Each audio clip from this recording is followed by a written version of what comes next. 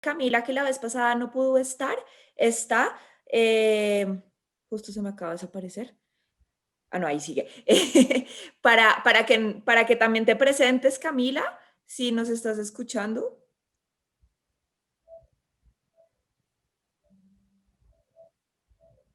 Tal vez no. Bueno, entonces, si no nos estás oyendo ahorita, tal vez la señal está mala. Ahorita, si logra oírnos más tarde, le abrimos el espacito para que se presente. No sé, Juli, si quieres decir tú algo o cómo hacemos. Adelante, no, adelante, ya presenta a Inés e iniciemos con este espacio de hoy. No, pues nada, yo estoy muy ¿Me feliz. escuchan? Ay, sí, te oímos, Camila. ¿Me escuchan? Sí, sí. Perfecto. No es que tengo el audio un poco desfasado. Bueno, me presento. Mi nombre es Camila Costa y soy periodista en Cuba. Yo no te escucho, Pía. No sé si ustedes me escuchan a mí. Sí, todos te escuchamos. Ok. Mi nombre es Camila Costa, soy periodista independiente en Cuba y bueno, estaba escuchando un poco y conociendo también toda la situación que se está viviendo en Colombia y es realmente preocupante y triste. Nosotros en Cuba padecemos algo similar, lo que pasa es que lo vivimos hace ya 62 años con esta dictadura y si el pueblo cubano a veces no sale a la calle es porque se han dedicado a desmontar en todos estos años todas las estructuras de la sociedad civil y que yo creo que un poco en los últimos 2 años nos hemos estado recuperando de esa situación, movilizando. Gracias a las redes sociales, hace unos días teníamos a un activista, un artista en huelga de hambre, por eso, bueno, compartíamos algunas de estas noticias en el chat, eh, pero todavía su vida corre peligro y bueno, un placer estar acá compartiendo con todos ustedes. Muchas gracias, Camila. Pues nada, yo quiero darles la bienvenida a todos, todas, todos los que están aquí. Qué bonito poder volvernos a encontrar y abrir este espacio, a pesar de lo convulsionado que en algunos lugares pueda estar. Creo que es un espacio que justamente busca seguir fortaleciendo esos espacios que se están exigiendo en la calle ahora en Colombia desde muchas otras formas de siempre en todos los otros países donde estamos aquí presentes hoy. Porque justo es la libertad de expresión y ¿qué es la libertad de expresión si no podemos salir a la calle de manera pacífica a decir que no estamos de acuerdo con algo, ¿verdad? Entonces, pues dio la casualidad de que hoy tenemos una invitada de lujo. Yo estoy muy, muy, muy feliz de que Inés nos esté acompañando hoy. Inés hace parte de Civicus. Ahorita yo prefiero que ella presente mejor qué hace y qué es Civicus para aquellas personas que quizás no lo conozcan, porque tal vez yo voy a caer en errores, pero ellos hacen un trabajo impresionante de poder monitorear lo que está pasando con la sociedad civil en el mundo.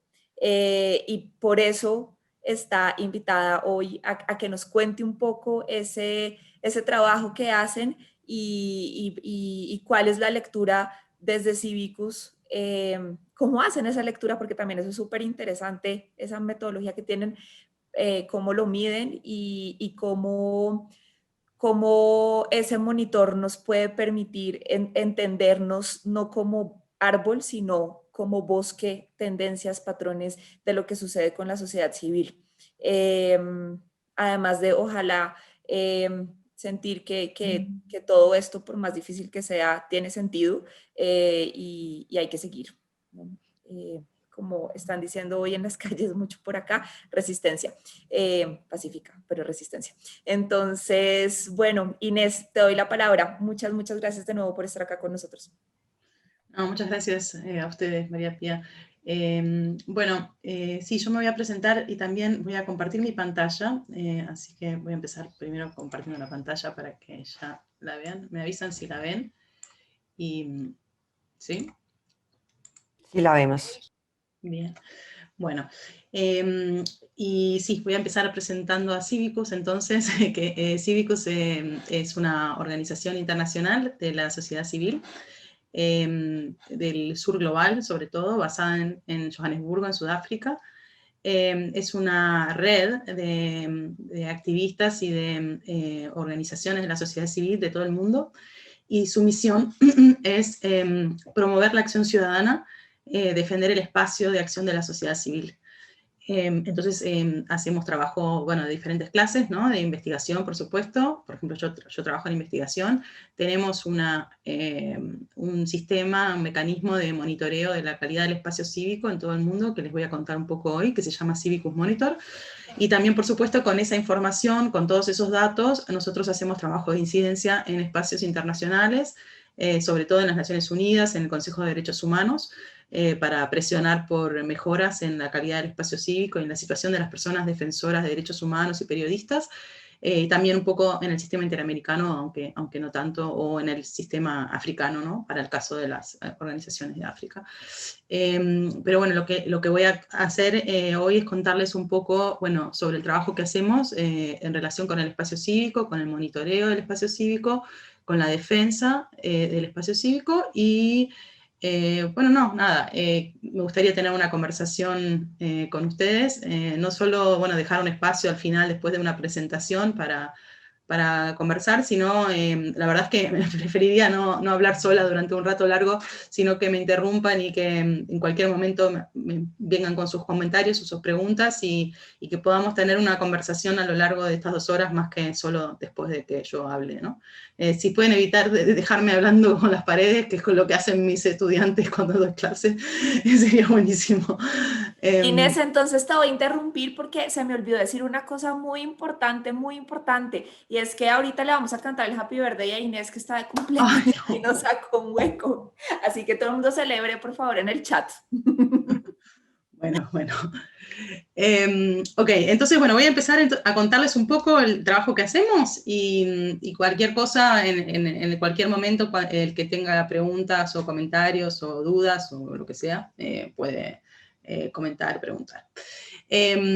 Bueno, entonces, voy a empezar, digamos, haciendo un poco de publicidad.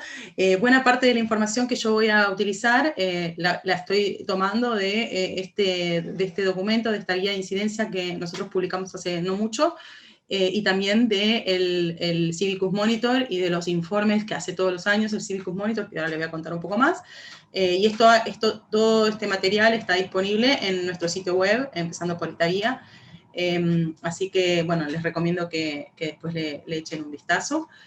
Y de hecho, bueno, voy a empezar con algunas definiciones que tomo de esta guía, ¿no? Empezando por esto del espacio cívico. La presentación de hoy es sobre derechos humanos y espacio cívico, y todos seguramente sabemos más o menos qué son los derechos humanos, pero no sé si está muy claro qué es esto del espacio cívico, y entonces quería empezar dando un poco nuestra definición y nuestra comprensión, ¿no? De lo que es el espacio cívico, que nosotros lo visualizamos como un espacio que es físico, pero también es virtual, ¿no? Es el espacio de actuación de la sociedad civil y de los activistas, de las personas defensoras de derechos humanos. Ese espacio físico o virtual está estructurado por la vigencia efectiva de 3 libertades fundamentales, que son las libertades de asociación, de expresión y de reunión pacífica. Son 3 libertades que se pueden interpretar como claras y distintas, digamos, pero en realidad están estrechamente vinculadas. Como decía hace un rato María Pía, en realidad la manifestación, ¿no? la protesta es una forma de expresión de descontento, por ejemplo, ¿no? Pero nosotros la pensamos como parte, bajo el concepto de libertad de reunión pacífica, ¿no? La libertad de expresión, la libertad de reunión, la libertad de asociación, en realidad se requieren unas a las otras, ¿no? La libertad de asociación es el derecho de asociarse, ya sea sumándose a un grupo que existe o de formar una organización o un grupo para actuar junto con otras personas. O sea, es una libertad básica, fundamental, sin la cual no se puede entender la acción política, ¿no? Tiene varios componentes que pasan no solamente por que no se prohíban, por ejemplo, ciertos tipos de organizaciones con la excusa de que promueven, por ejemplo, valores que al gobierno no le gustan, pero también incluye la libertad de financiarse, ¿no? De funcionar con o sin tener reconocimiento legal. Todo eso es parte de la libertad de asociación. La libertad de expresión, bueno, hay varios periodistas entre los que me están escuchando, así que todos saben muy bien qué es, pero se refiere a divulgar información, exponer opiniones, difundir ideas, ¿no? Por diferentes medios, tanto medios físicos como medios virtuales, y la libertad de reunión pacífica es el derecho a protestar, básicamente, ¿no? Y bueno, de hecho también ustedes saben perfectamente de qué se trata. Tiene que, digamos, existen directrices internacionales sobre la forma de manejar las protestas y sobre los alcances de la libertad de reunión. Y ¿alguien está diciendo algo? Por ahí tienen que silenciar el micrófono. Bueno, pero en definitiva, las libertades de asociación, expresión y reunión pacífica estructuran el espacio cívico, ¿no? Y son básicamente el espacio en el cual actúa la sociedad civil, sin el cual la sociedad civil no puede desarrollarse, ni crecer, ni ejercer sus funciones, ¿no? ¿Cuáles funciones? Bueno, las más críticas, las más importantes, son aquellas funciones que la sociedad civil desempeña, que nadie más puede desempeñar, ¿no? Nosotros sabemos que la sociedad civil en general la interpretamos como compuesta por, bueno, una gran diversidad de organizaciones, ¿no? Desde grupos de base informales hasta grandes ONGs, ¿no? Y que también se dedican a los temas más diversos. Hay organizaciones que se dedican a promover o a defender algún derecho humano, que puede ser de lo más variado, ¿no? Porque los derechos humanos son múltiples, pero también hay muchas organizaciones que se dedican a, por ejemplo, a proporcionar servicios, a proveer servicios de salud, de educación, de bienestar social, ¿no? Y en ese caso se trata de organizaciones que hacen cosas que también las podrían realizar los estados o el sector privado, ¿no? Tienen una función como subsidiaria de otros sectores. Hay algunas funciones de la sociedad civil, cuando la sociedad civil se dedica a controlar lo que hacen los gobiernos, a ponerles límites, a exigirles que rindan cuentas, ¿no? A divulgar lo que los gobiernos no quieren que se sepa, o otros actores poderosos, como empresas, grandes corporaciones, no quieren que se sepa. Cuando hacen ese trabajo, la sociedad civil es insustituible, no hay nadie más que pueda hacer ese trabajo. Y esas son las funciones clave que vamos a ver enseguida, están siendo restringidas de múltiples maneras, o con lo que nosotros llamamos restricciones del espacio cívico. Entonces, bueno, como recién ya adelantaba, el espacio cívico es un poco el aire que respira la sociedad civil, ¿no? El oxígeno sin el cual la sociedad civil se muere, ¿no? La sociedad civil, y siempre hablamos de la sociedad civil como si fuera un sujeto, bueno, en realidad la sociedad civil es un espacio, ¿no? Donde se constituyen múltiples sujetos, es una esfera de asociatividad, o sea, es el producto del ejercicio de la libre asociación, que se da por fuera de las estructuras del Estado y del mercado. O sea, no son entes gubernamentales ni son empresas. Por eso, una denominación un poco antigua, ¿no? Que se usaba para mencionar a la sociedad civil es la de tercer sector, la idea de que es un sector que está por fuera del Estado y por fuera del mercado, ¿no? Básicamente el espacio cívico es ese espacio donde funciona la sociedad civil y donde actúan las personas defensoras de derechos humanos, que es otro concepto que a mí me gustaría destacar, porque hay muchas veces que las personas defensoras de derechos humanos, que son consideradas como tales por, no sé, las Naciones Unidas, en realidad no se consideran a sí mismas defensoras de derechos humanos, ¿no? Nos dicen, bueno, yo soy nada más, qué sé yo soy artista, yo soy, no sé, periodista, yo soy, hago diferentes cosas, o no, nada más, cada tanto hago una determinada acción de protesta, o expreso mi opinión, o bueno. Según la definición que manejan las Naciones Unidas, ¿no? La Oficina de la Alta Comisionada, hubiera dicho del Alto Comisionado, pero ahora resulta que tenemos una Alta Comisionada de los Derechos Humanos de las Naciones Unidas, la expresión defensor de los derechos humanos, o como preferimos decir nosotros, personas defensoras de derechos humanos, son personas que individualmente o junto con otras trabajan o se esfuerzan para promover o proteger los derechos humanos, alguna clase de derechos humanos, ¿no? Las personas defensoras son conocidas por lo que hacen, o sea, se reconoce quién es una persona defensora por el trabajo que hace. La mejor manera de explicar qué es una persona defensora es por las actividades que desarrolla y por los contextos en los que actúa, ¿no?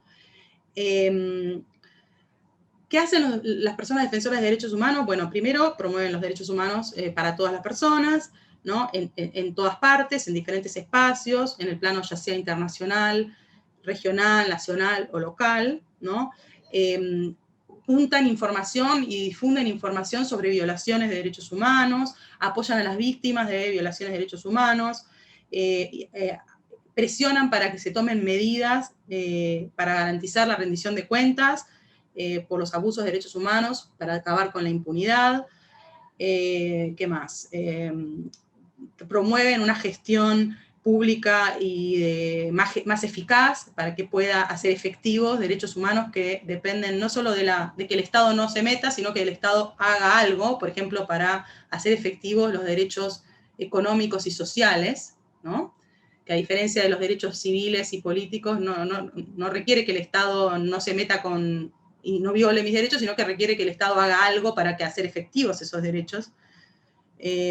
Las personas defensoras impulsan, ¿no? La implementación de los tratados de derechos humanos que los gobiernos firman, hacen educación y capacitación en derechos humanos. O sea, cualquier persona que haga cualquiera de estas cosas es una persona defensora de derechos humanos. Una persona es defensora de derechos humanos si hace alguna de estas cosas en el marco de sus actividades remuneradas, ¿no? Profesionales, o si no, si lo hace en su vida cotidiana, en su tiempo libre, en forma voluntaria, es una persona de derechos humanos, ¿no? Se puede dar en un contexto profesional y no profesional. Entonces, yo diría básicamente que todos ustedes, todas las personas que están acá son personas defensoras de derechos humanos, ¿no? Si son artistas, si son periodistas, si son escritores, si se consideran activistas o no, si son docentes, si son, no sé, cualquiera sea la profesión, si en algún momento de su vida, en algún momento de sus actividades, hacen algo en defensa de los derechos humanos, son considerados por las propias Naciones Unidas como personas defensoras de derechos humanos. Para poder hacer ese trabajo, para poder hacer esas acciones que hacen las personas defensoras de derechos humanos, necesitan un espacio cívico saludable, íntegro, ¿no? Y justamente ese es el problema. Nosotros con el Civicus Monitor, que es una herramienta virtual, online, que está disponible, ¿no? en www.monitor.civicus.org, evaluamos la calidad del espacio cívico en todos los países del mundo, ¿no? Y a la vez, bueno, todos los años sacamos un informe que sintetiza las principales tendencias, ¿no? del espacio cívico en diferentes regiones, en diferentes países del mundo. Antes de pasar a los hallazgos del monitor, las últimas cosas que hemos descubierto, las tendencias que son bastante decepcionantes, tal vez, les voy a contar un poquito sobre la metodología que utilizamos, y bueno, después si alguien tiene preguntas o dudas, o sea, no voy a entrar en mucho detalle, pero para contarles un poco de dónde sale esta información, de dónde salen estos colores en el mapa y qué significan. Bueno, básicamente lo que hacemos es, o sea, detrás de los colores, de los ratings, ¿no? Si se fijan, los colores significan, ¿no? Que el espacio cívico es, si es rojo, es espacio cívico cerrado, si es naranja, es espacio cívico represivo, Si es amarillo, el espacio cívico está obstruido.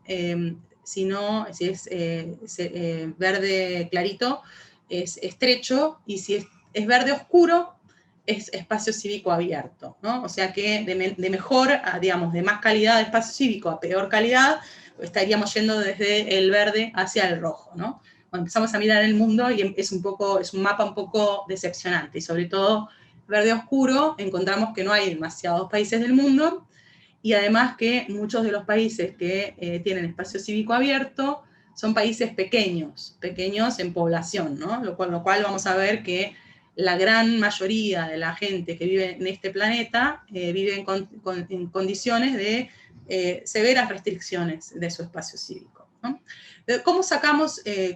¿Cómo clasificamos a los países en esas categorías? ¿Cómo decidimos de qué color los vamos a pintar? Bueno, lo que hay básicamente es un índice compuesto, ¿no?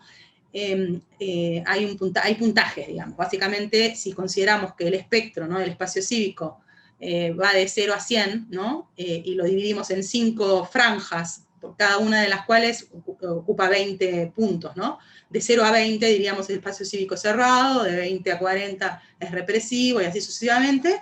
Entonces, lo que hay detrás son números. ¿Cómo se calculan esos números? Bueno, hay un puntaje de base que tiene que ver con 3 índices globales que publican diferentes instituciones para medir la libertad de asociación, la libertad de expresión y la libertad de reunión. Y luego, o sea, eso nos da un puntaje de base al que se le va haciendo ajustes temporales, digamos, a medida que pasa el tiempo, como producto del trabajo que hacen nuestros socios de investigación, que son organizaciones que trabajan en diferentes regiones, cada una de las cuales cubre una parte de los países de la región, ¿no?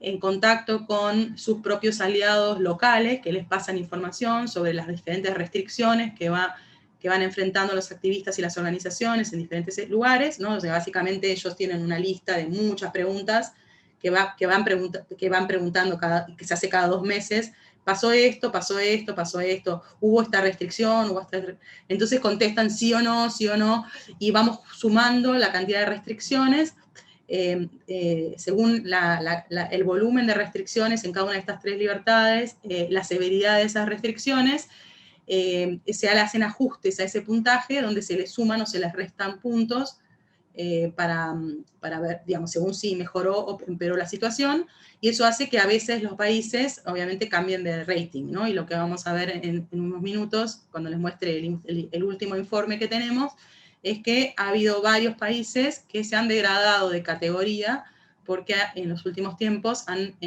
acumulado más y más restricciones sobre el espacio cívico, y la calidad del espacio cívico ha desmejorado, ¿no? Y para ver un poco cuáles son los tipos de restricciones, ¿no? El punto de partida del análisis, obviamente, es que el Estado tiene la obligación de proteger el espacio cívico, ¿no? Entonces, y lo que encuentra el monitor es claramente que la gran mayoría de las restricciones que enfrentamos del espacio cívico son restricciones impuestas por los estados, ¿no? Pero el monitor también computa, digamos, violaciones del espacio cívico introducidas por otros actores, ¿no? El Estado tiene la obligación de proteger el espacio cívico, y tiene la obligación de impedir que otros también violen esos derechos que componen el espacio cívico, ¿no?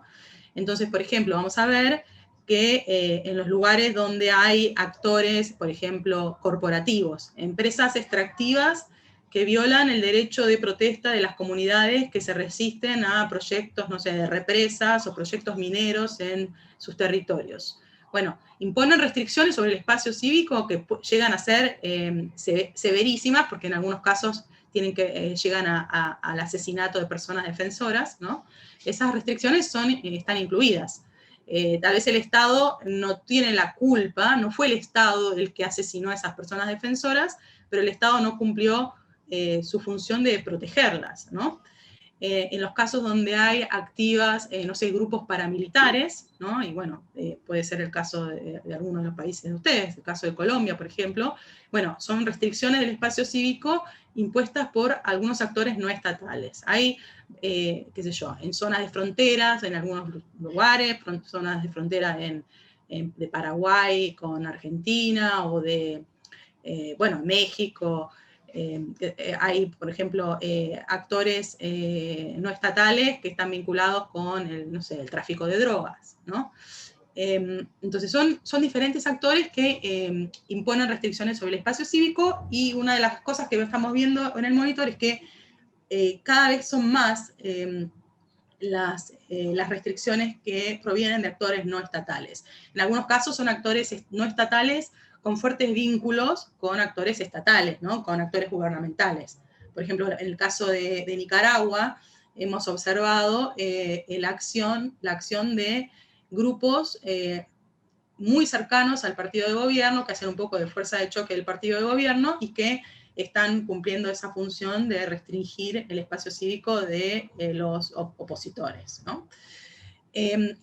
Nosotros hace un par de años sacamos un informe justamente sobre la acción de un subconjunto específico, ¿no? De actores no estatales que restringen el espacio cívico de la sociedad civil defensora de derechos humanos, que son los grupos antiderechos, ¿no? Y los que los vemos muy, muy activos en América Latina. De hecho, bueno, en algunos de los, por ejemplo, en Colombia, estuvieron muy activos en muchos contextos, pero me viene inmediatamente a la mente el contexto, ¿no? Del referéndum por los acuerdos de paz, ¿no?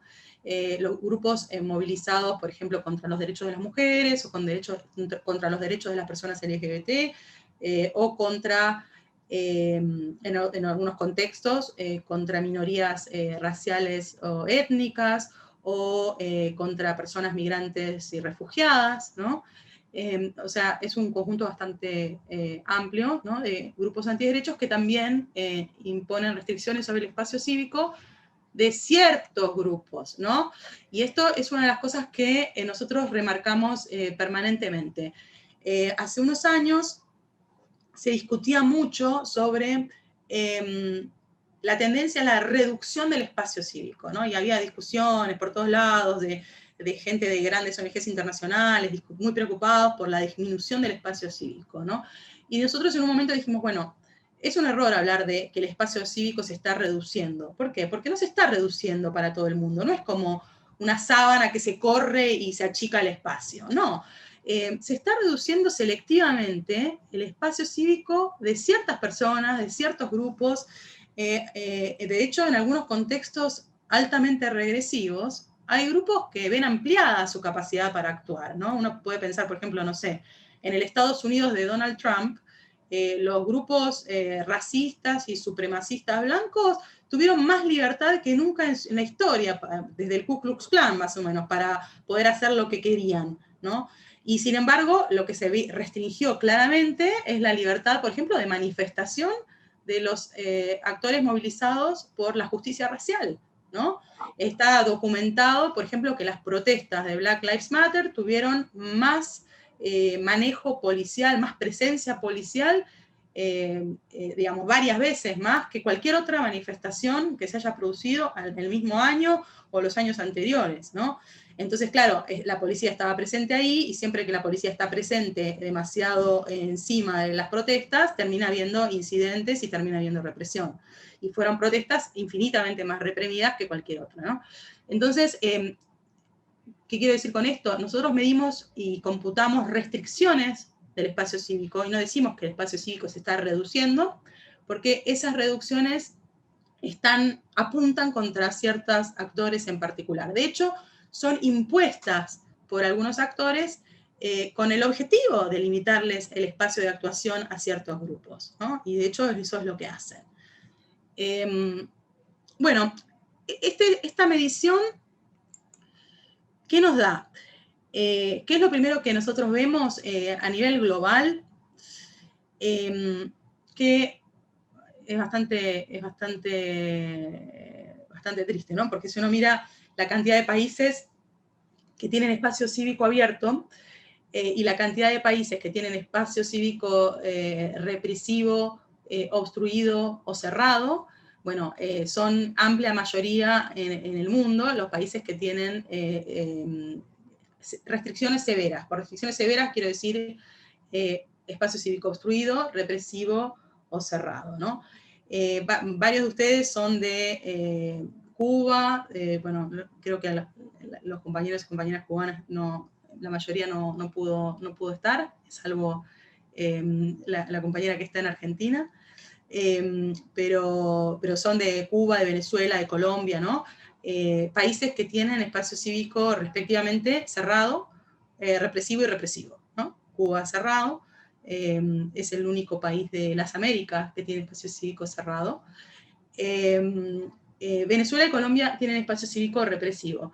Y a mí siempre me preguntan, ¿no? Cuando la gente ve el mapa y ve que, bueno, a ver si se ve, Cuba, bueno, se ve chiquitito, pero es el único país de las Américas que tiene espacio cívico cerrado. También vemos con mucha alarma que hay muy pocos países que tienen espacio cívico abierto plenamente. Lo que vemos ahí es que están, bueno, Uruguay y Surinam, que son los que se ven de América Latina, ¿no? Si no, después también está Canadá, en las Américas. Y después hay algunos países que ni se ven, que son islas, pequeñas islas del Caribe anglófono, que también tienen espacio cívico abierto. Pero es bastante desalentador porque, como verán, el espacio cívico en América Latina es mayoritariamente obstruido, el amarillo, o represivo, ¿no? El anaranjado. Y siempre me preguntan, bueno, ¿qué es eso, no? ¿Cómo Colombia y Venezuela están clasificados igual? Si son dos países tan diferentes, ¿no? Bueno, el tema es que esos puntajes que les comentaba lo que hacen es colocar a esos dos países en la misma categoría, porque están en ese rango, ¿no? En ese espacio de 20 puntos entre cerrado y obstruido, donde califican como represivos. Ahora, dos países pueden tener puntajes similares y estar calificados en la misma categoría por razones muy diferentes, ¿no? Y lo que vamos a ver, si entramos al sitio y hacemos clic en alguno de esos dos países, vamos a entrar a las actualizaciones que va teniendo el país cada 2 meses y vamos a enterarnos cuáles son las restricciones del espacio cívico que dan cuenta de esa clasificación para ese país, ¿no? Y vamos a encontrar, por ejemplo, a ver, qué sé yo, en el caso de Venezuela vamos a encontrar la última ley que restringe la libertad de asociación. Vamos a encontrar, bueno, la represión de las protestas, que eso ya fue hace tiempo, pero eso está documentado. Vamos a encontrar la limitación del pluralismo, ¿no? La imposibilidad de asociarse libremente en partidos opositores que puedan funcionar libremente. Bueno, vamos a encontrar muchas de estas cosas. En Colombia, una de las primeras cosas que nos va a saltar a la vista son los asesinatos de líderes sociales, la represión de las protestas. Bueno, nos van a salir violaciones de derechos humanos y del espacio cívico bastante distintas, pero vamos a encontrar que los dos países están clasificados en la misma categoría.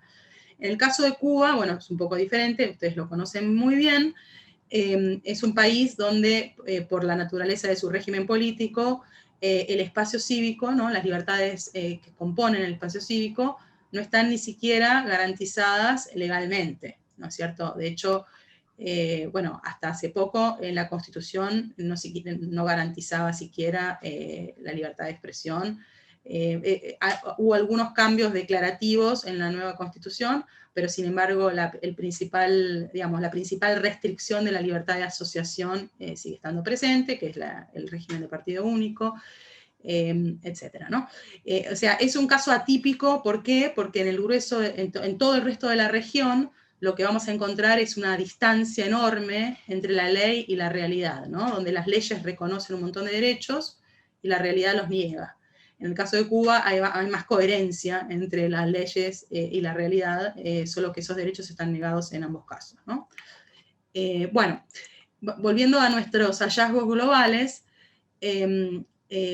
una cosa es si nosotros contamos la cantidad de países, ¿no? Pero parece un poco injusto, sobre todo teniendo en cuenta que, como les decía al principio, cuando mirábamos el mapa, los países que tienen espacio cívico abierto suelen ser países chiquitos en población, ¿no?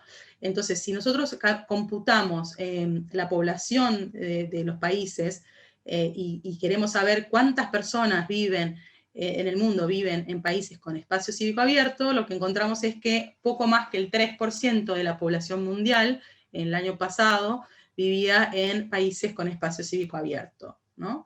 Y que el grueso de la humanidad vive en países donde el espacio cívico está sujeto a fuertes restricciones, ya sea cerrado, represivo, obstruido, ¿no? Por supuesto, también después se pueden hacer análisis más finos, nosotros las categorías las damos a nivel nacional, pero las descripciones, ¿no? Los relatos, las actualizaciones, obviamente también apuntan a que el espacio cívico a nivel nacional tampoco es parejo, ¿no? Y en países más grandes, en países con disparidades regionales importantes, países federales como México, por ejemplo, vamos a encontrar puntos así calientes, ¿no? De violaciones del espacio cívico, y lugares donde el espacio cívico está más respetado. Pero de todas maneras, a nivel nacional, encontramos que el espacio cívico es calificado como represivo. Bueno, vamos a avanzar un poquito porque si no, al final voy a terminar hablando yo sola todo el tiempo y además no va a haber mucho tiempo para conversar, así que bueno, vamos a apurar. En nuestro último informe, una de las cosas que hicimos fue remarcar los cambios de categorías, ¿no? Entonces, lo que vimos especialmente es que la mayor parte de estos cambios fueron degradaciones, ¿no? De países que empeoraron, ¿no? De los que hay de la región, encontramos Costa Rica, que solía ser la historia de éxito, ¿no? De América Latina, y que bueno, sigue siendo un lugar con espacio cívico relativamente abierto, pero que pasó de ser abierto a ser estrecho. Chile, que pasó de estrecho a obstruido, con toda la represión de las manifestaciones, eso debe haber tenido un fuerte impacto sobre el puntaje. Ecuador lo mismo, Estados Unidos igual, bueno, creo que de América Latina no hay ningún otro, ¿no? Y hubo un par de países que mejoraron ligeramente, pasaron de estar cerrado a represivo, tampoco es que el espacio cívico se haya abierto extremadamente. Pero bueno, hubo 11 países que fueron rebajados en su calificación y 2 que mejoraron, ¿no? Bueno. Acá los que mejoraron, disculpa. Sí, no, de la región ninguno. Sudán y la República Democrática del Congo. Esos fueron los 2 países de todo el mundo que pasaron de ser espacio cívico cerrado a espacio cívico represivo. O sea, que igual sigue siendo represivo, ¿no? Que es de las peores categorías, pero hubo algunas pequeñas mejorías que los cambiaron de categoría. Hay que entender que detrás de las categorías hay números, ¿no? Entonces, de repente, en un momento, un país que estaba calificado como cerrado, pero estaba en el borde, digamos, en el borde numéricamente, ¿no? Hay una pequeña mejoría que hace que el número lo lleve a la otra categoría. No es que haya pasado algo que yo pueda decir, bueno, hubo una cosa enorme, importante que pasó y que hizo que el país cambiara de categoría, ¿no? Simplemente fue un pequeño cambio que de repente hizo que un país que estaba en el borde, de un lado del borde, pasara al otro lado del borde, ¿no? Entonces antes era cerrado, casi represivo, y ahora es represivo, casi cerrado, ¿sí? O sea, no son categorías que uno pueda decir, el cambio refleja un cambio de naturaleza del régimen político, de naturaleza del espacio cívico, ¿no? Lo que hay detrás de estas categorías son puntajes, ¿no? Entonces, básicamente hubo un pequeño cambio de puntaje, ¿no? Que es lo mismo que pasó en Costa Rica, tampoco es que cambió terriblemente la situación, solo que se fueron acumulando restricciones, algunas violaciones, hubo un par de casos, cosa que en Costa Rica no ocurría muy seguido, de asesinato de personas defensoras, y bueno, bajó de categoría. De hecho, por ejemplo, acá tenemos el caso de Chile, que fue uno de los países que bajaron de categoría. En el caso de Chile, ese cambio se explica por la represión de las protestas, y que siguieron siendo reprimidas incluso durante la pandemia, cuando se hicieron mucho más infrecuentes y siguieron siendo reprimidas. siguieron siendo criminalizadas las personas defensoras, especialmente las activistas feministas, las personas defensoras de los pueblos indígenas, mapuche, que continuaron siendo reprimidos en sus propias comunidades, etc., ¿no? En el caso de Ecuador, bueno, también se trató de, el gobierno de Ecuador rechazó un informe internacional que documentaba con testimonio, ¿no?, la represión de los manifestantes durante las protestas, trató de aprobar legislación para permitir el uso de la fuerza en la represión de las protestas. Bueno, se acumularon algunas violaciones a la libertad de prensa, etc. Estos son el tipo de restricciones que dan cuenta de los cambios en estas categorías. Como decía, en Estados Unidos, bueno, claramente se trató del tema del manejo y la represión de las protestas, de la habilitación por parte de, desde el discurso público, ¿no?, desde el presidente para abajo, habilitar a grupos antiderechos, envalentonarlos, darles espacio para que se movilicen y para que ellos mismos restrinjan el espacio de las personas defensoras de derechos humanos, incluso llegando a asesinarlas, ¿no? Uno de los casos más famosos al principio de las protestas antirracistas fue el de digamos, activista supremacista blanco que les pasó por encima a personas que estaban manifestándose en contra del supremacismo blanco con su vehículo, ¿no? Y donde mató a una activista. Y de estos ataques con vehículos se produjeron unos cuantos a lo largo del año, ¿no? En muchos casos eran personas independientes, no eran, no eran funcionarios del Estado, no era la policía que estaba reprimiendo, la policía también reprimió, pero en muchos de estos casos eran también activistas de ultraderecha, ¿no?, envalentonados, alentados desde lo más alto del Estado a hacer lo que estaban haciendo. Y esto es bien importante porque en América Latina enfrentamos permanentemente, ¿no?, un discurso que criminaliza al activismo.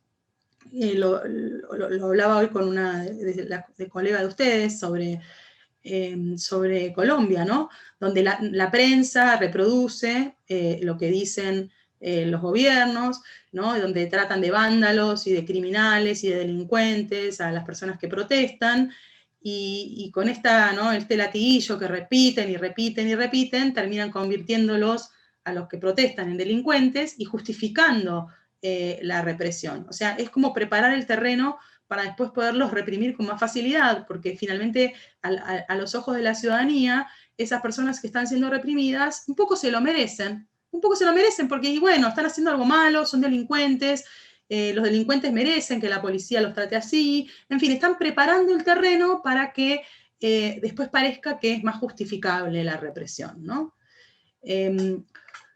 Bueno, lo que nosotros encontramos con esta medición es que a nivel global las 10 violaciones más frecuentes del espacio cívico son estas que tenemos acá, y van a ver que hay varias que tienen que ver con las protestas, o sea, y el hecho de que tengan tanta presencia, ¿no?, esas restricciones de la libertad de reunión pacífica, tienen que ver con la enorme ola de protestas que se levantó durante todo el año pasado, ¿no?, e incluso bajo la pandemia.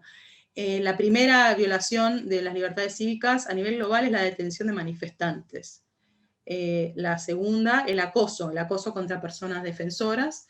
La tercera, la censura, o sea, especialmente contra periodistas, pero no solo contra periodistas, también contra blogueros, a personas, ¿no?, activistas en las redes sociales, personas que simplemente expresan sus opiniones en las redes sociales.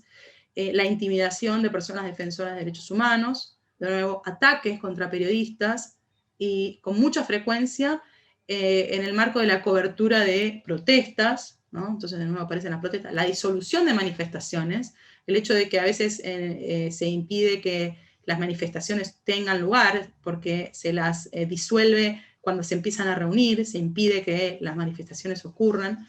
La aprobación de leyes restrictivas, y esto apunta más bien al tipo de mecanismo, ¿no?, porque esas leyes restrictivas tienen contenidos de los más diversos.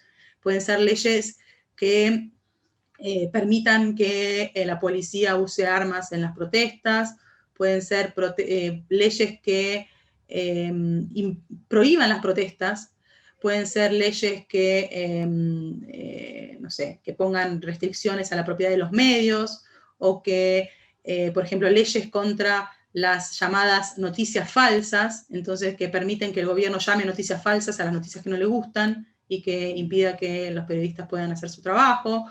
Pueden ser leyes de ONGs, leyes que digan que, por ejemplo, todas las ONGs tienen que volver a registrarse y que si no presentan tales o cuales papeles que son imposibles de conseguir, entonces dejan de tener personería jurídica. Todas estas leyes restrictivas, ¿no? Que muestran un especial talento, ¿no?, de los gobiernos para dar una especie de barniz legal a esas restricciones, ¿no?, imponiéndolas bajo la forma de leyes, pero son restricciones de todas estas libertades.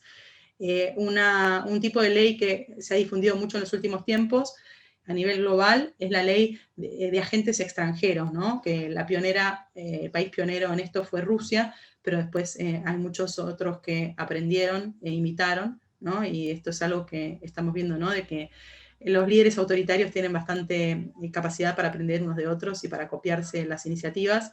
Leyes de agentes extranjeros, ¿no? Leyes que obligan a declararse agentes extranjeros a todas las organizaciones que reciben fondos del exterior, por ejemplo.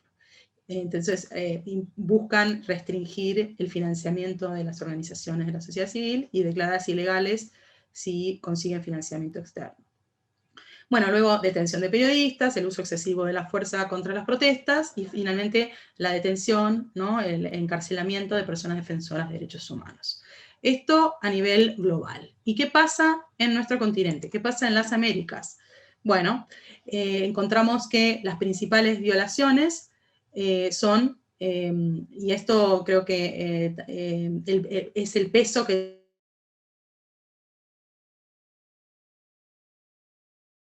digamos, las restricciones que enfrentan, por ejemplo, las personas activistas por el derecho a la tierra, el medio ambiente, en países como, por ejemplo, Guatemala, Honduras, ¿no?, México, bueno, Colombia, ¿no? A nivel continental, básicamente personas movilizadas contra proyectos extractivos, ¿no? Activistas feministas movilizadas por los derechos sexuales y reproductivos en contextos de regresión muy hostiles, ¿no? Entonces, a partir de, ¿no?, la restricción de todas esas luchas es que dan cuenta de que las principales violaciones, las más numerosas, sean la intimidación y el acoso, luego los ataques contra periodistas, la detención de manifestantes y el uso excesivo de la fuerza contra las protestas, ¿no? Estas son las violaciones que encontramos que son más frecuentes en las Américas y en particular en América Latina. En algunos casos son estrategias disuasivas, ¿no? La intimidación y el acoso son estrategias para disuadir a las personas de que hagan trabajo de defensa de los derechos humanos a través del miedo. Y lo mismo cuando tienen lugar contra periodistas, lo que buscan es generar, ¿no?, la autocensura. Sí. Qué pena te interrumpo. Te pregunto, ¿la violencia sexual por parte de la policía entra en acoso? Pues entra en alguna de esas categorías. A ver, vamos a ver. Acoso, en realidad, no, yo diría que no entra en acoso, sino es una violación más grave. A ver, déjame ver si la tenemos categorizada, porque, bueno, la forma en que categorizamos las violaciones, ¿no? Y si entran en el monitor van a ver que están como etiquetadas, ¿no? Y uno puede buscar, supongamos que quiere saber qué ocurrió en relación con mujeres activistas. Entonces esa es una etiqueta. Y va a encontrar que en qué países ocurrieron qué cosas en relación con mujeres activistas o con pueblos indígenas. Entonces están etiquetadas por sujeto, ¿no? El sujeto el que está siendo objeto de restricción, están etiquetadas por las diferentes tácticas. Entonces yo creo que no tenemos una etiqueta para, por ejemplo, agresión sexual, pero lo que tenemos es, por ejemplo, detención de manifestantes o uso excesivo de la fuerza, creo que también hay torturas y otras más. Entonces, si aparece catalogada de alguna de esas maneras, cuando uno entra a mirar de qué se trata esa restricción en particular, va a encontrar la descripción. Pero sí, creo que no tenemos una etiqueta, ¿no?, que sea ataque sexual. Y aparte, definitivamente no consideraría que si es un ataque sea un caso de intimidación o acoso, ¿no? Es más grave que eso. Y pregunta, no sé, perdón, ¿no está dentro de estas porque no es tan frecuente? No, claro, digamos, obviamente lo que encontramos como más frecuente, primero, obviamente tiene que ver con las etiquetas que usamos, ¿no? Si hay alguna etiqueta que nos falta, nunca nos va a aparecer como frecuente simplemente porque no la estamos contando, ¿no?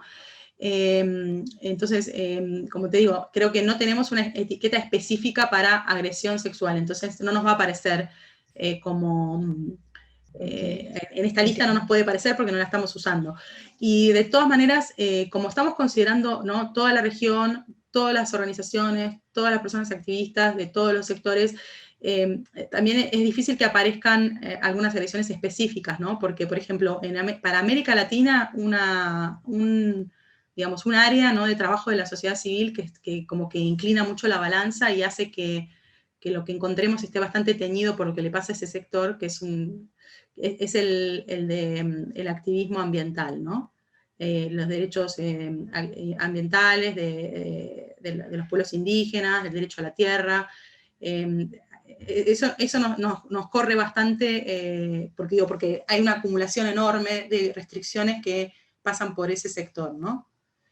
Entonces, capaz que eso invisibiliza un poco otros sectores, ¿no? Vale, gracias.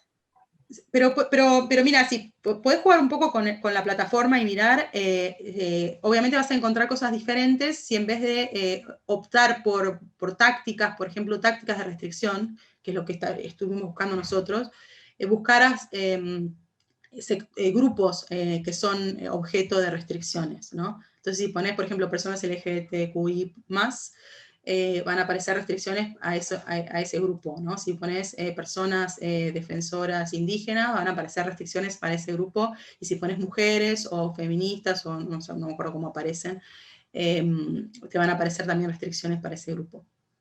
¿Sí? Quisiera aportar algo, disculpa Inés y Julie, Sí, sí.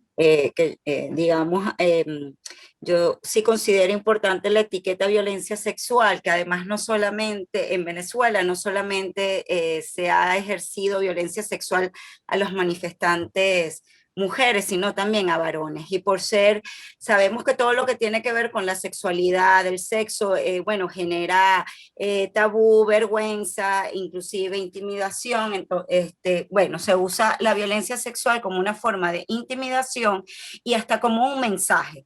Mira lo que te pasa si te vuelves a meter con nosotros, ¿no? Con este gobierno, etcétera. Y en las protestas del 2014 en Venezuela se dieron muchísimos casos de manifestantes, incluyendo hombres, que fueron agredidos sexualmente, y que la fiscal general en ese momento, y eso se repitió en el 2017, y la fiscal general en ese momento, inclusive fue tan morbosa la noticia que ella no lo creyó y se burló de esa situación. Lo dijo frente a las cámaras, dijo, si esta persona hubiese sido violada, no se hubiese podido sentar.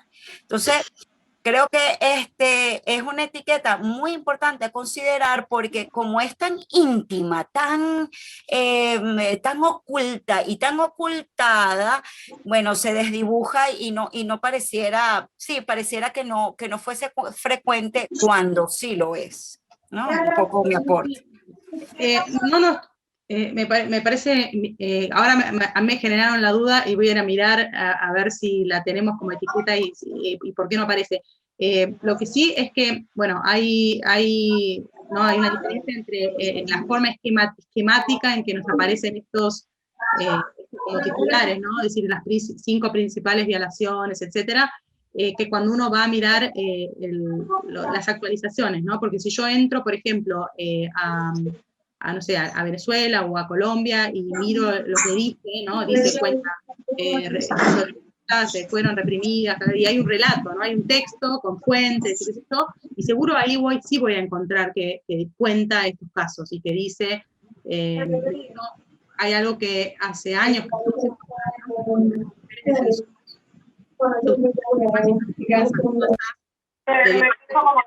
y la violencia. Entonces, esto aparece seguro, porque lo he leído, aparece en las actualizaciones, ¿no? En los textos que explican la situación de cada país. Lo mejor de todo es que está actualizado, o sea, que hay una del 5 de mayo, me encanta. Está genial. En Colombia, pues, en la página. Que aquí estoy revisando el monitor, pues, mientras nos cuentas, y que está genial porque ahí está actualizado. Pues, por ejemplo, aquí hay una noticia de hoy, me parece genial, pues un texto de hoy.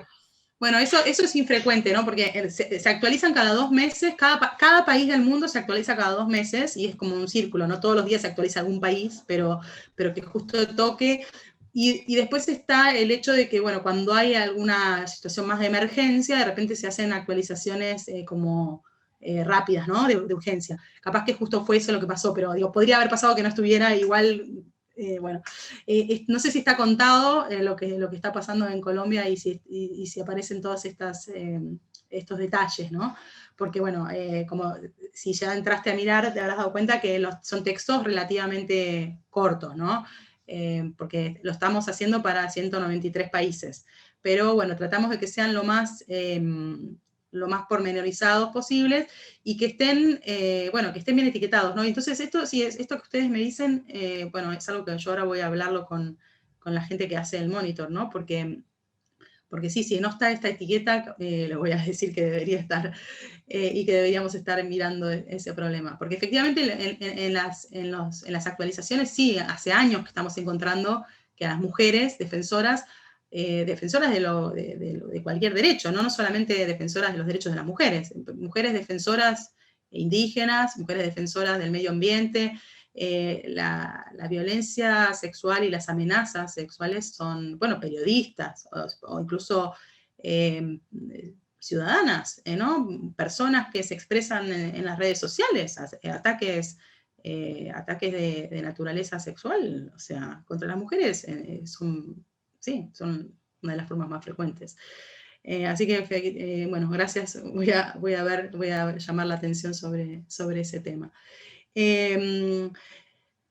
Una de las cosas que quería recalcar sobre algunos países de América Latina, que esto no se ve en esta clasificación, digamos, que es global, ¿no? Que es para toda la región y es muy general, pero sí se ve con mucha preocupación, ¿no? Que hay países de América Latina donde las violaciones más frecuentes, o sea, este listado, ¿no? De violaciones más frecuentes coincide con el listado de las violaciones más graves. Y eso es muy grave, porque significa que las violaciones más frecuentes también son violaciones muy graves.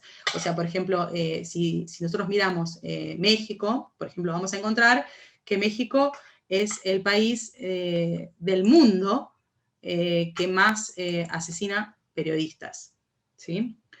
O sea, mueren haciendo su trabajo más periodistas en México que en zonas de guerra, que en Afganistán, o sea, y encontramos algo parecido con las personas defensoras del medio ambiente en Honduras, por ejemplo. Honduras es el país número 1 per cápita con asesinatos de personas defensoras del medio ambiente, indígenas, etcétera, en reacción a proyectos extractivos, ¿no? Sobre todo. Y tenemos eso, se repite, bueno, Guatemala con defensores indígenas, ¿no? Se repite en Nicaragua, bueno, en Colombia ustedes lo saben muy bien. No siempre es el Estado, pero el Estado no está cumpliendo su rol de protección, no está cumpliendo su rol de protección ni siquiera cuando tiene medidas cautelares a favor de estas personas. Muchas veces las personas asesinadas tenían medidas cautelares de la Comisión Interamericana de Derechos Humanos, ¿sí? O sea que el Estado tenía la obligación internacional de proveerles protección, y esas personas terminan siendo asesinadas.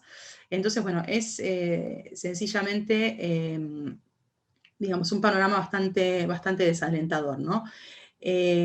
Las violaciones graves, digamos, en los últimos tiempos hemos documentado violaciones graves de derechos humanos, no solamente en países donde las libertades están altamente restringidas, o sea, no solamente en países que tienen espacio cívico represivo, sino en países con espacio cívico abierto y estrecho, ¿no? Es decir, y en América Latina encontramos que el ejercicio de estas libertades cívicas pone a la gente en peligros graves. Este continente reúne el 60% de todas las denuncias de asesinatos de personas defensoras de derechos humanos que documentó el Civicus Monitor para el mundo, ¿no? Para el periodo del último informe hubo casos de asesinatos de personas defensoras en por lo menos 11 países de las Américas, ¿no? Y de nuevo, les digo, más del 60% de todos estos casos a nivel global se dieron en América Latina.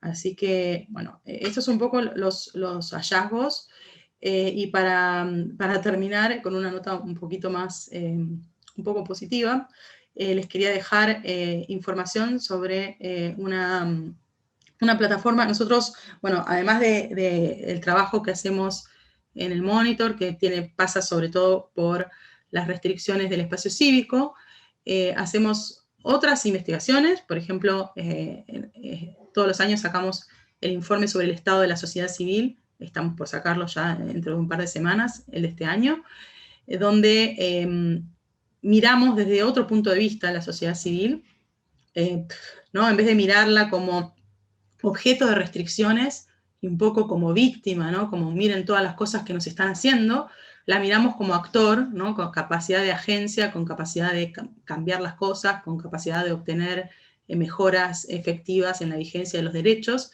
Analizamos todo el activismo de la sociedad civil en todo el mundo, ¿no? A través de movilizaciones, a través de incidencia, a través de litigios, y cómo se van consiguiendo logros, ¿no? Y donde grupos que no disfrutaban de derechos reclaman para sí mismos esos derechos.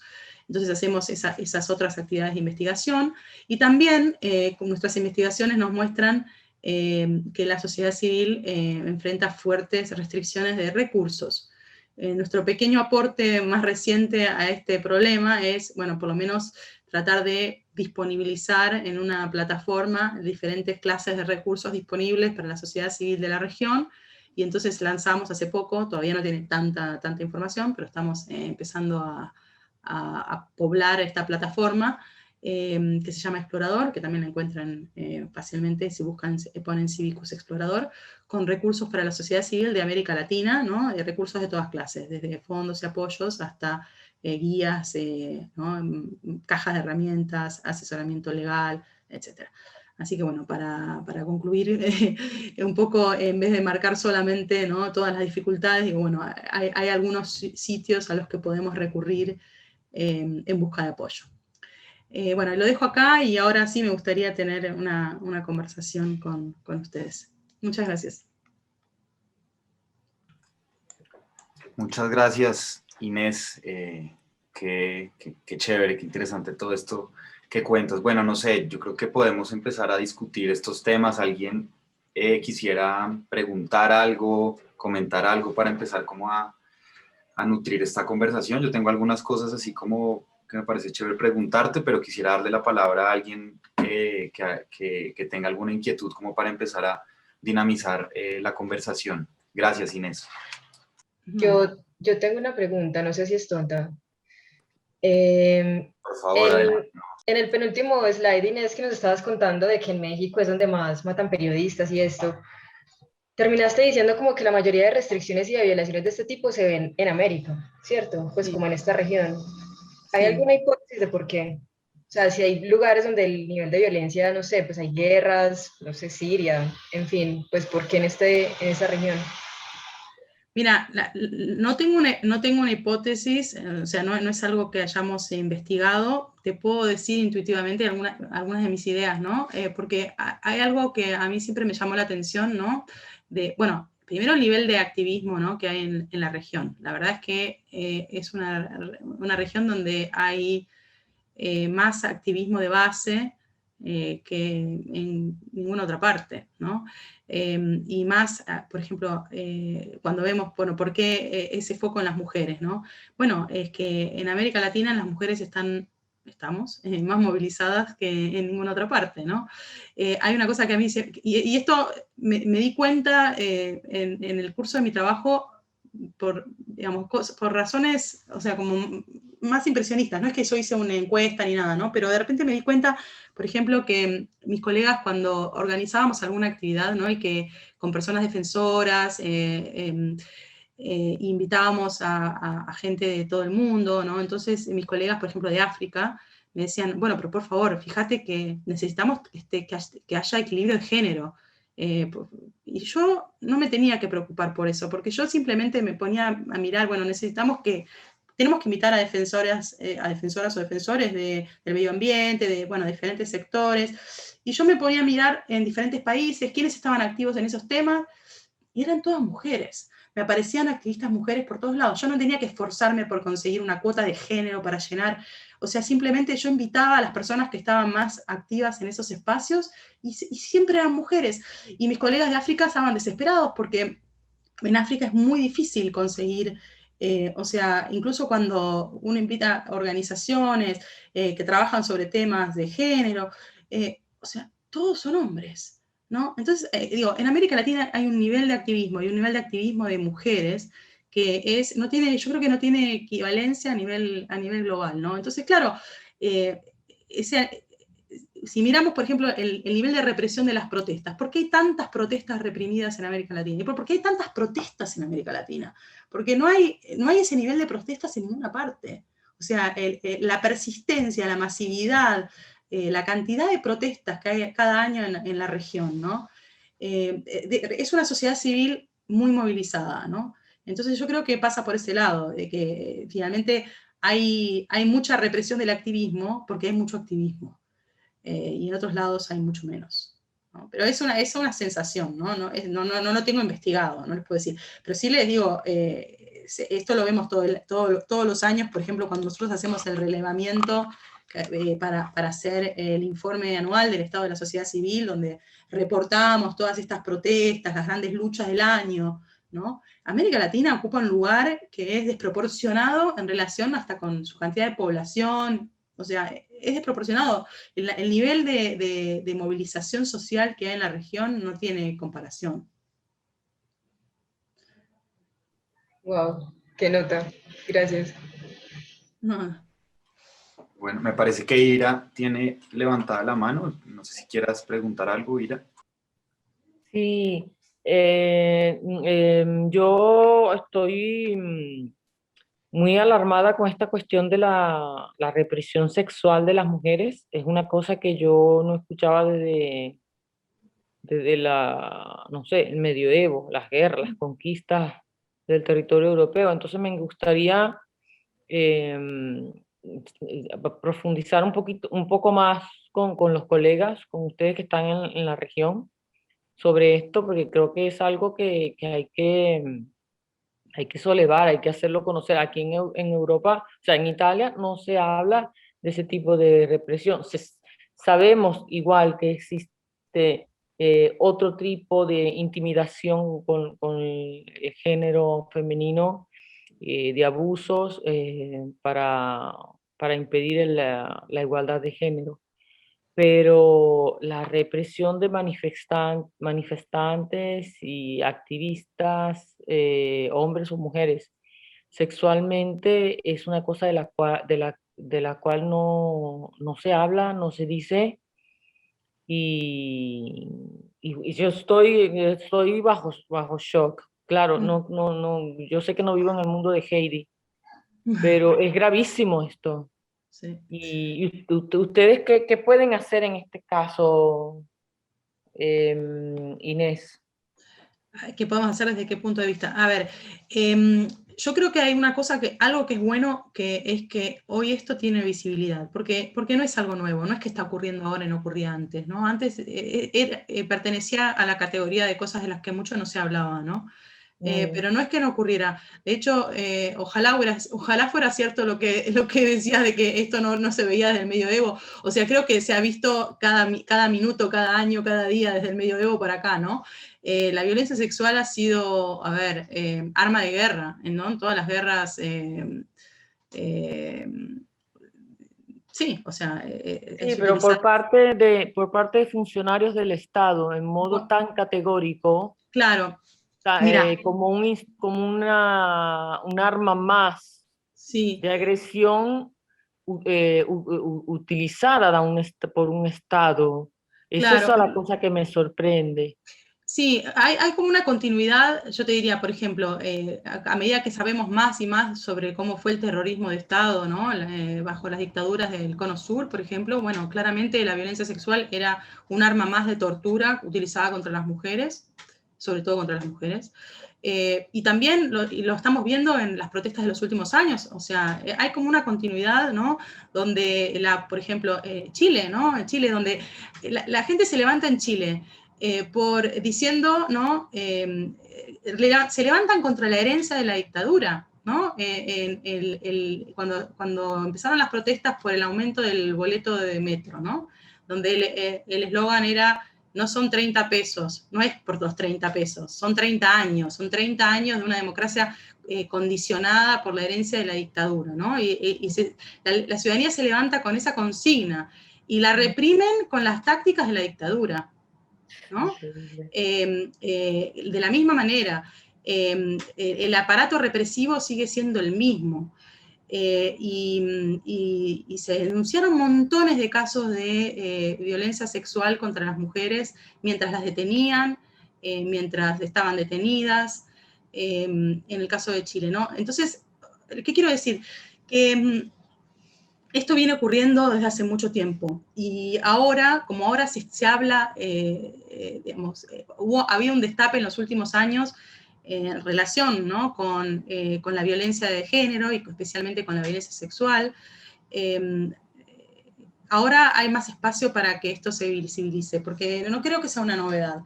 Y de hecho, por ejemplo, las manifestantes y los manifestantes en Chile lo han visibilizado mucho, ¿no? Como diciendo, esto es un arma más que usa Carabineros, que usa el gobierno para reprimir. ¿Qué se puede hacer? Bueno, este son el tipo de violaciones de derechos, igual que todas las demás violaciones del espacio cívico, ¿no? Que se llevan a foros internacionales, que se llevan a las Naciones Unidas, que se consiguen, digamos, yo creo que se empieza a hacer el mismo trabajo de incidencia para legislar, para tratar de garantizar la vigencia efectiva de derechos, que se hace con todos los demás derechos, ¿no? No es que hay una solución inmediata para evitar esto. Claro. Lo que sí es, por ejemplo, a ver, si lo enmarcamos en el contexto de la brutalidad policial, ¿no? Sí. Bueno, qué sé yo, soluciones radicales pueden pasar por desfinanciar a la policía, como ha ocurrido, como ha intentado hacerlo en muchos lugares en Estados Unidos, ¿no? Si la policía es un problema, finalmente hay que desfinanciar a la policía, hay que desmantelar ese aparato represivo. Es algo que puede llegar a ocurrir en Chile, ¿no? Ahora que hay un proceso constitucional y que pretenden modificar de raíz varias instituciones del régimen, de este régimen postdictatorial, ¿no? que tiene Chile. Pero sí, soluciones inmediatas yo no conozco, lamentablemente. Gracias. Bueno, creo que también Manuela y Kika quieren pedir la palabra. Entonces, adelante.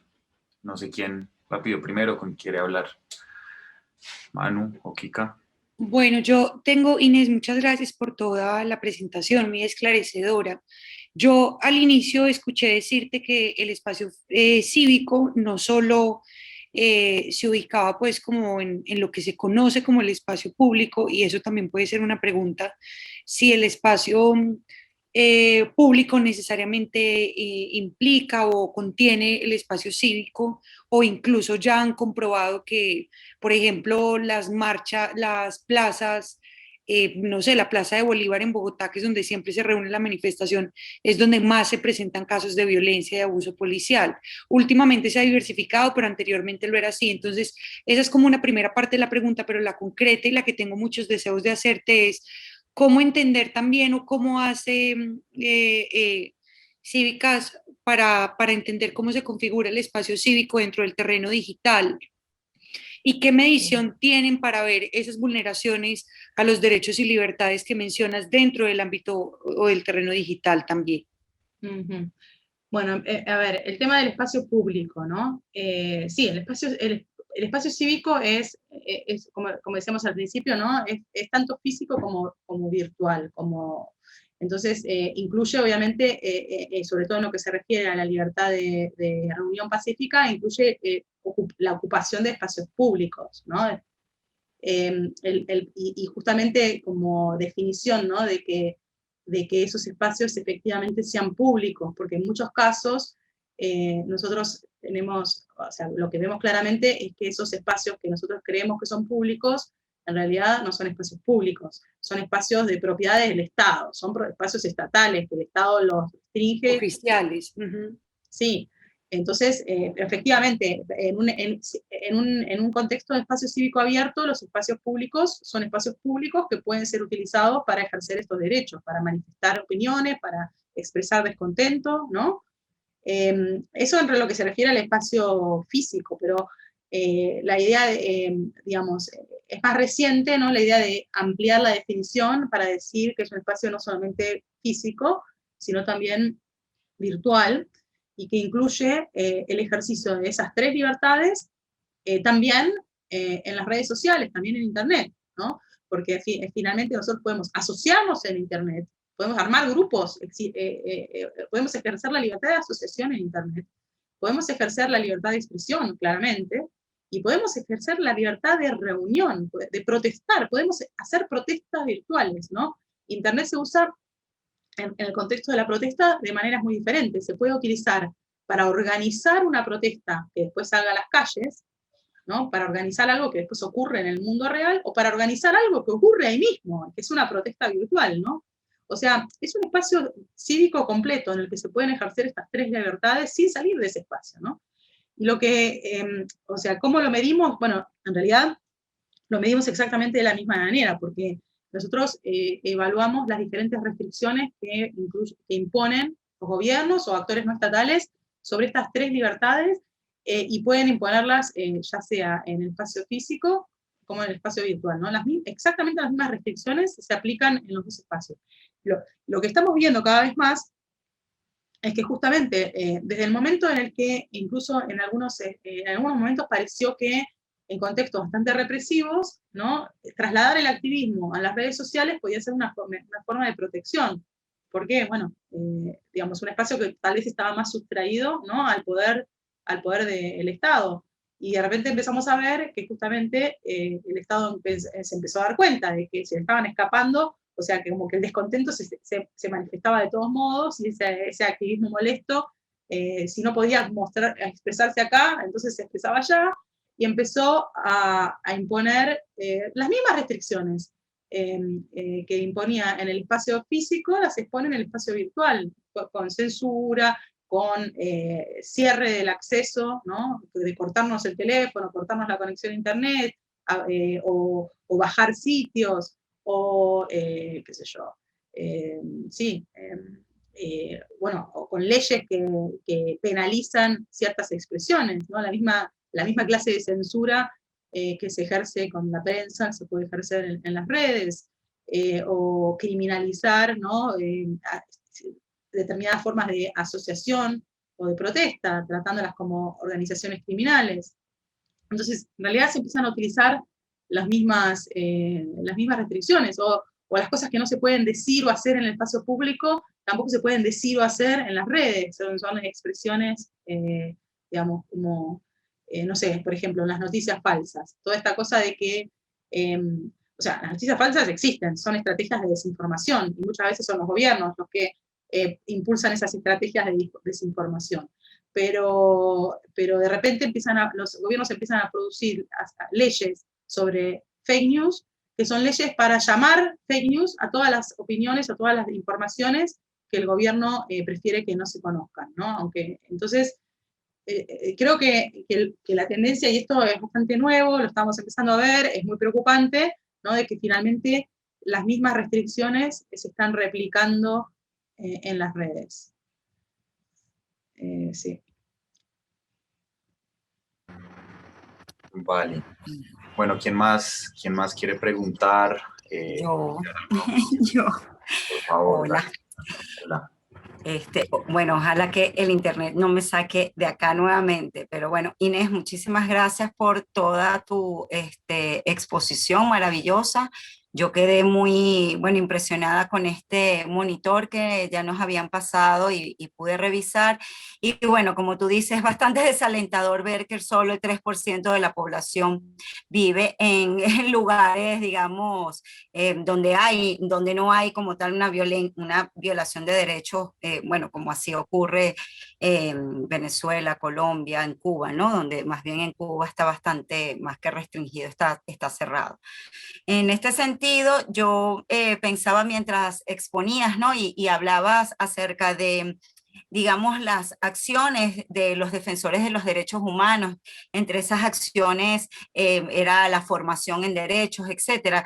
Yo creo que, por ejemplo, en un país como Venezuela, que cada vez está más restrictiva la protesta, más criminalizada, y donde no solamente el Estado con sus órganos represores como la policía, Guardia Nacional te reprimen, sino que hay otros grupos armados que están allí en la protesta para intimidar, para agredir a los protestantes. Creo que es importante también como que quienes estamos defendiendo los derechos humanos tengamos también toda una formación en seguridad en la calle, pero también en seguridad digital, ¿no?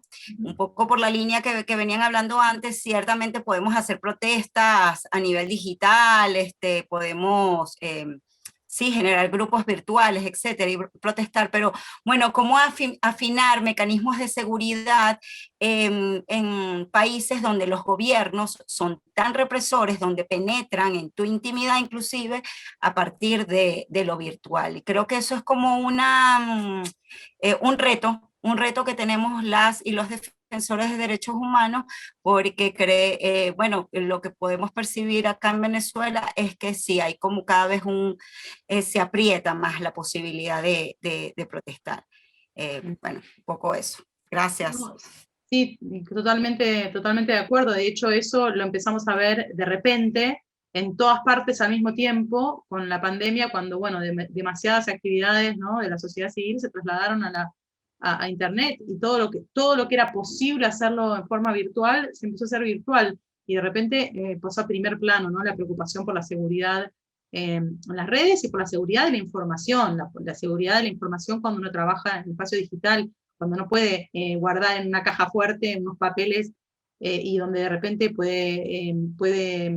digamos, puede ser hackeada y puede revelar información que comprometa la seguridad, por ejemplo, de personas con las que trabaja o de cosas que hace, ¿no? Entonces, sí, nosotros, por ejemplo, tenemos un proyecto con organizaciones de 4 países de Centroamérica, ¿no?, de Honduras, Guatemala, Nicaragua y El Salvador, como el proyecto apunta a, digamos, fortalecer la capacidad de las organizaciones para trabajar, para manejarse, digamos, con mayor seguridad en contextos de espacio cívico restringido. Y bueno, y básicamente hicimos un diagnóstico con las propias organizaciones y un menú de opciones, ¿no?, a partir de lo que ellas nos dijeron que necesitaban, ¿no? Y sí, una de las primeras cosas que nos pidieron fue apoyo para formación de capacidades y para también equipamiento en materia de seguridad, ¿no? Seguridad física, que pasaba por, bueno, cámaras y cosas por el estilo, hasta, bueno, seguridad digital, ¿no? Y hemos armado, pues no lo hacemos nosotros, no somos expertos, pero sí estamos trabajando en el armado de cursos y de tutoriales y de herramientas, ¿no?, de seguridad digital que sean accesibles para no expertos, ¿no?, para activistas de la sociedad civil. Sí.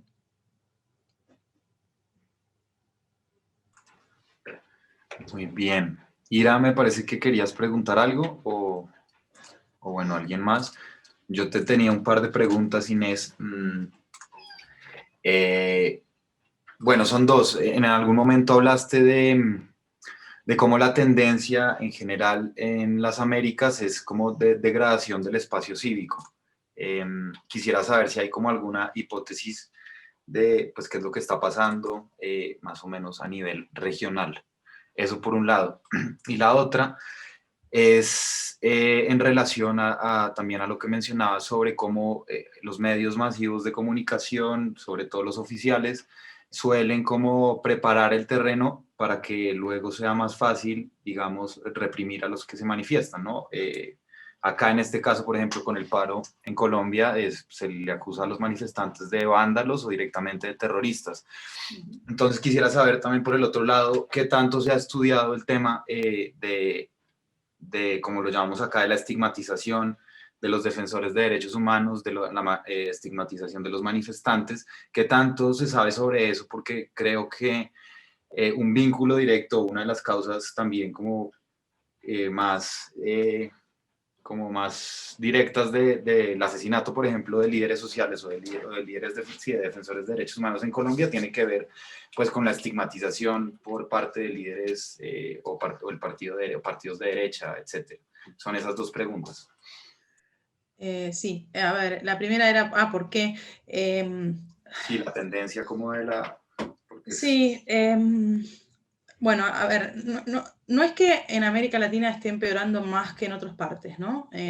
Porque lo que vemos es una tendencia, digamos, una degradación que se está dando a nivel global. Y puede ser que esté vinculado, o sea, nosotros no estamos haciendo una medición, ¿no?, de grados de democracia ni nada de eso, ¿no? Pero, y en el caso de América Latina es una región rara en el sentido de que a diferencia de otras, si uno mira, por ejemplo, compara el mapa del espacio cívico con el mapa de las democracias, ¿no?, que hacen otras organizaciones, va a encontrar que hay países, por ejemplo, no sé, en Asia y en África, hay montones de países que no son democracias y que tienen espacio cívico, bueno, represivo, ¿no?, obstruido, etc. En América Latina es una región muy particular, porque del mundo en desarrollo, digamos, es la única región en la cual la mayor parte de los países son democracias electorales, son democracias electorales, ¿no? No tienen gran calidad democrática, pero son países donde se dan elecciones libres y competitivas, digamos. La mayoría, no dije todos, hay varios que no, y ha habido una degradación en los últimos años en ese sentido. Entonces, digo, ya era una situación en la que había democracias nominales y el espacio cívico estaba bastante asediado, ¿no? Por lo tanto, no sé si se debe a los retrocesos en materia democrática esto. Porque al mismo tiempo, por supuesto, en los últimos años, los informes, ¿no?, de BIDEM, de Freedom House, del Economist, de Intelligence Unit, todos los que miden, ¿no?, democracia o libertad, todos nos dicen que hay un proceso de desdemocratización, de una deriva autoritaria. Yo no sé si está vinculado a eso. La verdad es que no estoy segura a qué está vinculada esta degradación del espacio cívico. Sí creo que más allá digamos, de que no hay muchos países de la región donde no hay retrocesos autoritarios en el sentido de que siguen habiendo democracias, pero lo que hay es un ascenso, incluso en esos países, de liderazgos bastante autoritarios, ¿no? Y por ahí tal vez pase por ese lado, ¿no? Y está vinculado con tu segunda pregunta, que tiene que ver con, ¿no?, el discurso estigmatizante y ese discurso cuando viene, ¿no?, de las altas esferas y tiene una legitimidad, ¿no? Sí, está muy estudiado porque está, digamos, está visto que, como, bueno, lo decías muy bien, que esa estigmatización, esa criminalización prepara el terreno para después, es una violación del espacio cívico en sí, y prepara el terreno para violaciones más graves, ¿no? Porque una de las cosas que más protege a las personas defensoras es su legitimidad y el apoyo que reciben de la propia comunidad, ¿no? Y cuando pierden ese apoyo, a los ojos de la mayoría, se legitima la represión que se ejerce contra ellas, ¿no? Entonces, sí, eso está estudiado, es un fenómeno que está ocurriendo y es bien grave. Por eso, digamos, la estigmatización nosotros la consideramos una violación grave del espacio cívico, ¿no? Sí. Y se está dando, bueno, en todo el mundo, ¿no? La forma en que es estigmatizada la sociedad civil varía según el contexto y según de quién estemos hablando, pero desde bueno, sí, decir que son vándalos, eso, bueno, esa es la más fácil, ¿no? Porque es decir, simplemente identificar a las miles, cientos de miles de personas que se movilizan con los grupitos de 10 que generan alguna perturbación, que te rompen algo, que tiran una piedra, etcétera, o incluso a veces ni siquiera, a veces hay infiltraciones, ¿no? Y gente que ni siquiera es de las protestas. Pero esa es la más fácil, pero después, digamos, hay formas más hábiles de hacer esto, ¿no? Que es entroncar, digamos, la estigmatización con algunos elementos muy enraizados en la cultura, ¿no? del lugar, ¿no? Entonces, por ejemplo, decir que son antinacionales, que antifamilia, ¿no? Que los movimientos, por ejemplo, de mujeres, o que son contra nuestra propia tradición, contra nuestra propia forma de entender nuestra comunidad, nuestros vínculos, ¿no? Entonces, o que son, no sé, antinaturales, o que son antidesarrollo, por ejemplo, ¿no? Todos los movimientos que se resisten a proyectos extractivos son considerados antidesarrollo, o que están vendidos al imperialismo, o que están, qué sé yo, en fin, hay montones de teorías conspirativas, etcétera, ¿no? Entonces, en algunos casos son mucho más sutiles, en algunos casos sí, y entroncan con percepciones que la gente de verdad tiene. Entonces ahí se vuelve más complicado, ¿no? Y sí, lo que hay en este momento en muchos foros y espacios de la sociedad civil internacional, ¿no? Son esfuerzos de reconstrucción de una narrativa positiva, ¿no? De la sociedad civil, ¿no? Donde realmente el público en general pueda ver y entender por qué la sociedad civil es tan importante, por qué el trabajo que hace el activismo es fundamental, por qué es importante defenderlo y mostrar, digamos, los logros, mostrar el aspecto positivo para contrarrestar, ¿no? la narrativa esa deslegitimadora y estigmatizante. Pero eso es algo que hay que hacerlo permanentemente porque, digo, la única manera de contrarrestar, ¿no? Una narrativa que orada, porque es permanente, ¿no? Y es algo que se repite, parece que al final termina siendo verdad. La única manera de contrarrestar eso es con una narrativa igualmente potente y que sea permanente para digo, no perder esos apoyos, ¿no? Pero sí, ese es un esfuerzo que se está dando y es en parte porque nosotros hacemos este informe anual del estado de la sociedad civil, ¿no? Y por qué consideramos que es tan importante hacer una especie de contrapeso, ¿no? Si nosotros estamos todo el tiempo midiendo el espacio cívico, las restricciones, no podemos dejar a la sociedad civil simplemente en ese rol de víctima, ¿no? De decir, bueno, esto es lo que se está haciendo con nosotros. Finalmente, el monitor no muestra lo que hace la sociedad civil. El monitor muestra lo que le hacen a la sociedad civil todo el tiempo, ¿no? Entonces, y eso es súper importante, tenemos que denunciar todas esas cosas. Pero al mismo tiempo, y por eso tenemos otros productos, otros informes, donde tratamos de mostrar las cosas valiosas que hace la sociedad civil, ¿no? Por ejemplo, en todos los contextos, ¿no? Pero, por ejemplo, el año pasado el informe que hicimos fue sobre la sociedad civil durante la pandemia, ¿no?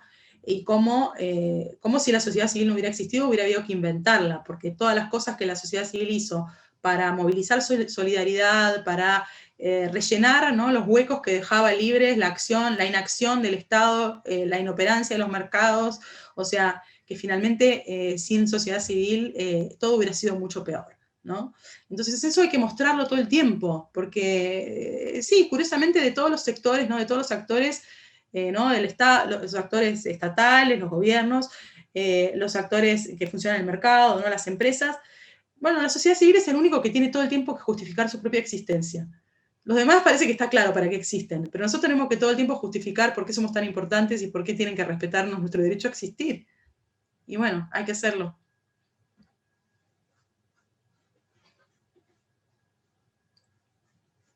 No, tremendo. Qué chévere. Bueno, no sé, ¿quién quiere preguntar más? No sé, hay muchos temas que me parecen muy valiosos para seguir comentando, sobre todo muy actuales, no sé, lo que está pasando ahorita en Colombia, pues yo hablo de lo que tengo a la mano y lo que sé, y ahorita que mencionabas este tema de la estigmatización, pues no más por poner un ejemplo, Uribe, el expresidente, que es básicamente pues sí, digamos, quien no sé ni siquiera qué palabras usar, pero un experto para aterrizar las cosas, como un experto en esta táctica de la estigmatización, y esta mañana ponía un trino en el que vinculaba al CRIC, que es una organización indígena del suroccidente del país, muy respetada, un sujeto político muy respetado, que digamos lleva adelantando desde hace muchísimos años procesos políticos en su territorio, etcétera, en fin, que se está sumando al paro, y Uribe los vinculaba directamente, sin más, pues con el ELN, que es una guerrilla acá muy antigua. Luego se retractó, pero es como una vieja táctica que suele usar él de básicamente tirar la piedra y esconder la mano, bueno, retractarse, pero pues ya el daño está hecho, y pues es súper, súper grave como ese tipo de acusaciones infundadas, por supuesto. No sé. Hay una pregunta súper interesante de Celsa, que dice, si bien somos una región... dice, si bien somos una región en continua protesta y movilidad social, ¿hay algún avance? ¿Se están haciendo o cambiando políticas? ¿Cómo podemos medir el impacto o la trascendencia de las protestas? Y es una pregunta súper interesante, porque de hecho todo el tiempo nos estamos preguntando, bueno, ¿cómo medimos el impacto de las protestas? Y es bien difícil medir el impacto, porque, bueno, ¿cómo hacemos? ¿Lo medimos según los criterios de éxito que las protestas se plantean a sí mismas, o de alguna otra manera? Porque las protestas, por ejemplo, no sé, es una protesta por, yo qué sé, generalmente son muy ambiciosas, ¿no? Los reclamos. Y son reclamos que si uno después mide los resultados de las protestas y diría, bueno, lograron lo que buscaban, lo que decían que querían, y no. Entonces diríamos que fueron un fracaso. No. La verdad es que en la región, y estas son las cosas que nosotros documentamos con este informe, que ya les hago propaganda porque va a salir dentro de 2 semanas, y bueno, y justamente documenta todas estos logros, ¿no? Sí, hay muchos logros, son logros fragmentarios, o sea, no sé si eso significa que la situación en la región está mejor, pero a ver, por efecto de protestas y de trabajo constante de movimientos sociales, en Chile, bueno, se abrió un proceso constituyente, fue por las protestas. Y van a hacer una constitución con participación ciudadana, una constitución en la cual, con una convención constituyente con paridad de género. O sea, algo que no ha existido en la historia, ¿no?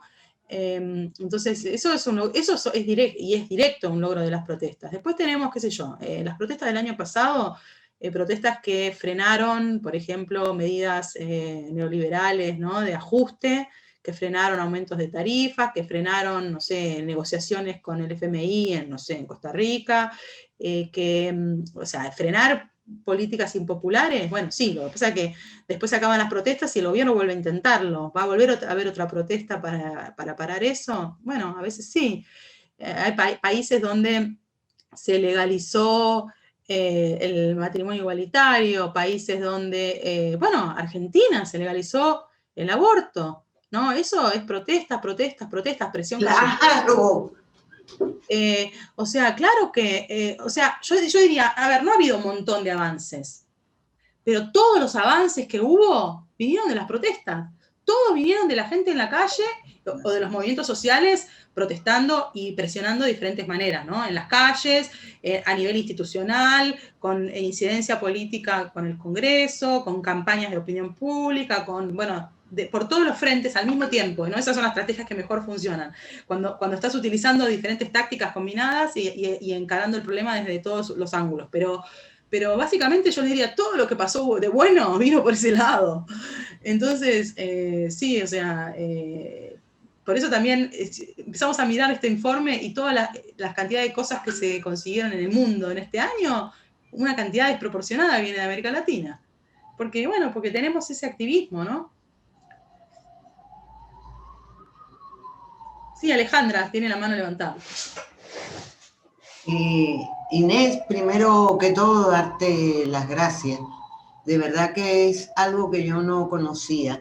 Cuando me presenté, que me sorprendió, bueno, conté que sí, que yo dirijo una compañía de teatro, pero en el 2015, y lo hicimos por un proceso que sería muy largo explicar, también tomamos la herramienta de convertirnos en asociación civil con personería y todo.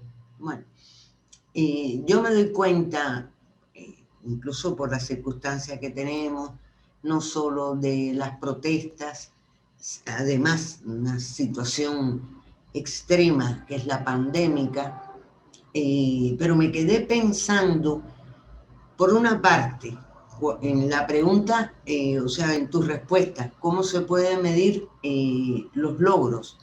Efectivamente, yo coincido contigo. El año pasado, si la sociedad civil no pone el hombro, los muertos se hubieran podido triplicar y cuatriplicar seguramente. Eso por una parte. Por otra parte, efectivamente, dentro de los logros que tuvo América Latina está la legalización del aborto en Argentina, que las mujeres que marcharon delante son mujeres de 80 y tantos años, tienen muchos años luchando por esta ley. O sea que fue el gran triunfo de Argentina el 24 de diciembre del año pasado. Hay algo que entiendo perfectamente, que estamos tocando, digamos, ejemplos extremos, porque estamos ante situaciones extremas, como por ejemplo el año pasado con Chile, el mismo Ecuador, las cosas que han pasado en Perú, ahora Colombia. Cuando me puse a mirar la página que nos aconsejabas y me preocupé de que había bastante poco sobre la variante étnica y mucho sobre la diversidad sexual, cosa que se nos está produciendo, un desequilibrio, en mi opinión, que se nos está dando.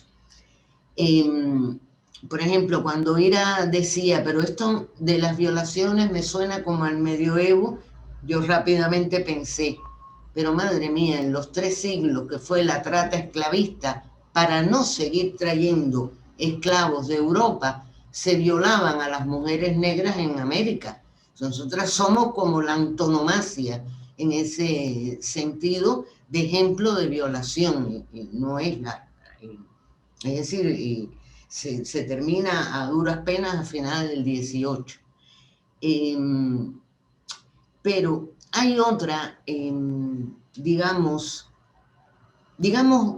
otra violación, por explicarlo de alguna manera, y es lo poco que nos oye el Estado. Por ejemplo, estamos en el decenio de las, les y los afrodescendientes. Y ni les digo los originarios que han tenido 2 decenios. A duras penas, lo que conseguimos es por la voluntad de las asociaciones civiles, en algo tan sencillo y tan tranquilo como puede ser, bueno, todo... Ricardo, ¿no? Que tiene el coso. Yo creo que es Ricardo. Por ejemplo, estamos pidiendo a todos los observatorios de violencia que integren la variante étnica, porque oímos, hay 290 y tantas mujeres, pero nadie sabe ni cuántas originarias. Lo que sí se llega a saber es el travesticidio, pero no se sabe cuántas mujeres negras, en fin, que... Pero lo estamos haciendo entre las sociedades, o sea, alianzas entre las propias sociedades civiles, porque a mí también me parece otro método, digamos, de represión, el que el Estado no te oiga. Y esto lo hemos dicho 190.000 veces, por poner un ejemplo. Una cosa tan sencilla y tan civil como, por favor, en todos los diagnósticos también sumen la variante étnica. Eso no es salir a la calle, ni es que, no, nada. Es algo, un derecho humano, simplemente, así de sencillo. Es que el Estado no solamente no te oye, tampoco te ve, porque dice que no existís. El Estado, o sea, el principal trabajo que hace la sociedad civil, ¿no? Es hacer visible lo invisible. Es lo que viene haciendo desde siempre, ¿no? Lo ha hecho con con los derechos de las mujeres, ¿no? Lo que ocurría dentro de la casa no se veía, no era público, no existía, ¿no? Es lo mismo que ocurre con las identidades sexuales no binarias, y es lo mismo que ocurre en muchos casos con la diversidad étnica, ¿no? Porque básicamente, o sea, Argentina, la historia que nos vendieron, la historia que nos enseñaron en la escuela, es que en Argentina, a ver, lo voy a decir groseramente, pero es lo que nos lo decían en la escuela, en la Argentina no hay negros. No, y lo sigue diciendo, la currícula no ha cambiado, y no es porque la sociedad civil no se haya reunido. Yo estoy acá desde el 2007, o sea, con Cristina, con Macri y con Alberto, con los ministerios de educación, a ver si está en la currícula. Pues no hay manera. O sea, eso también es una violación. Eso, no, yo no sabría cómo llamarla, pero digamos, esos oídos sordos frenan muchísimo también cualquier desarrollo.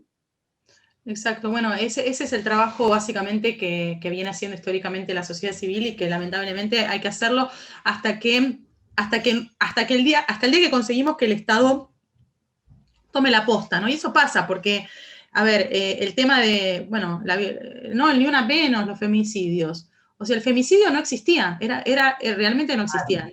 Era un concepto que no existía. El Estado, eso no ocurría, el Estado no lo medía, el Estado no estaba contando esas muertes. Y el Estado lo empezó a ver y lo tuvo que tomar entre manos cuando la sociedad civil le dijo, miren, acá está todo, nosotros llevamos hace 20 años midiendo esto, y esto existe, esto es un problema. Se lo dijo a la sociedad civil, una organización, y se lo dijo a las miles y miles de personas en la calle, ¿no? Pero es la única manera. O sea, la visibilidad la tenemos que reclamar y la tenemos que imponer, porque el Estado no lo va a hacer por propia voluntad, ¿no es cierto? Lo que pasa es que llega un momento en que te agotas, y yo creo que esa también es una intención. Sí. El movimiento de mujeres en Argentina, bueno, es digamos, de los ejemplares, ¿no?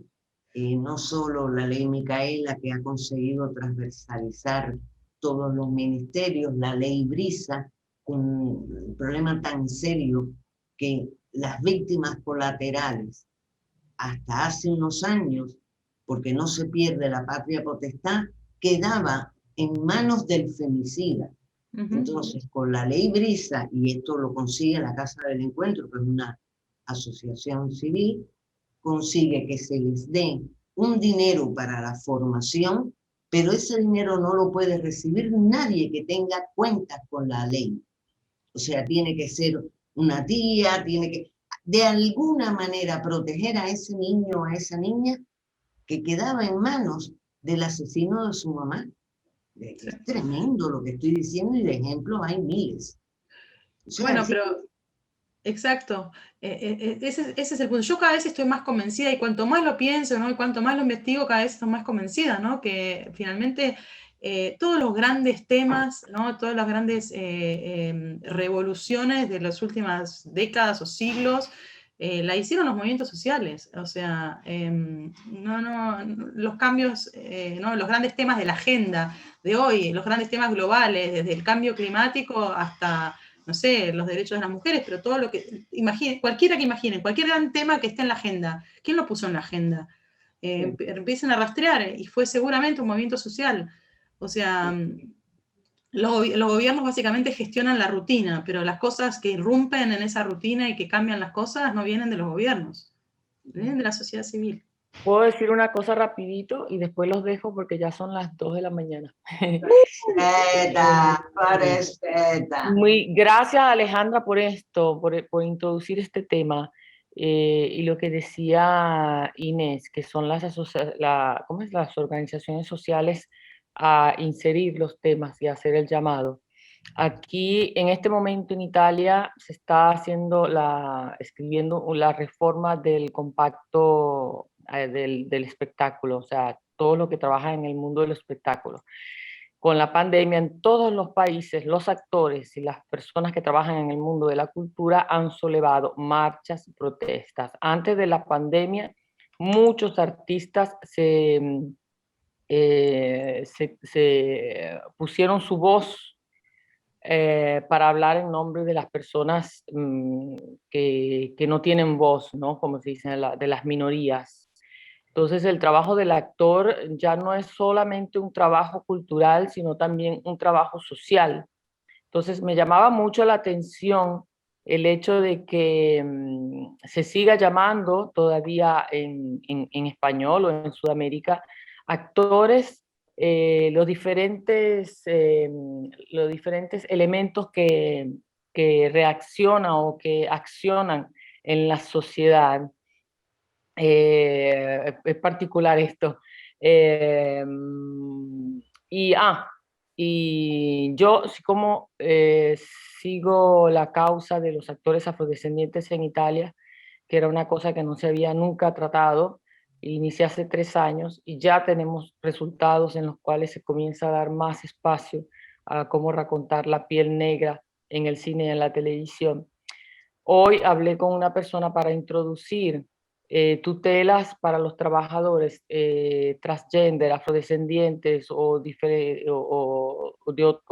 por ejemplo, actores con síndrome de Down, que son actores que tienen el derecho de cumplir de trabajar para poder cumplir una cantidad de días de trabajo para poder usufruir en un futuro de una especie de subvención, no sé cómo decirlo en español, Sí, no, pero se entiende. Sí, sí, de subvención para, como hacen en Francia, ¿no? Cuando los actores tienen, si trabajas en un año y tienes 90 días de trabajo, por ejemplo, digo una cifra por decir algo, y después tienes 6 meses que no tienes trabajo, 3 meses que no tienes trabajos, el gobierno te da un sostén.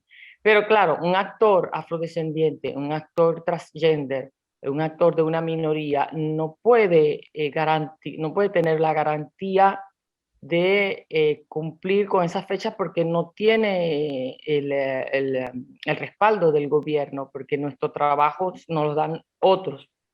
Entonces hoy precisamente de tantas personas, aquí se llaman tábolos, ¿no? Mesas de discusión. Hay al menos 50 asociaciones tratando de escribir junto con el sindicato, el Ministerio de Cultura, esta reforma, y ninguno había pensado a las minorías.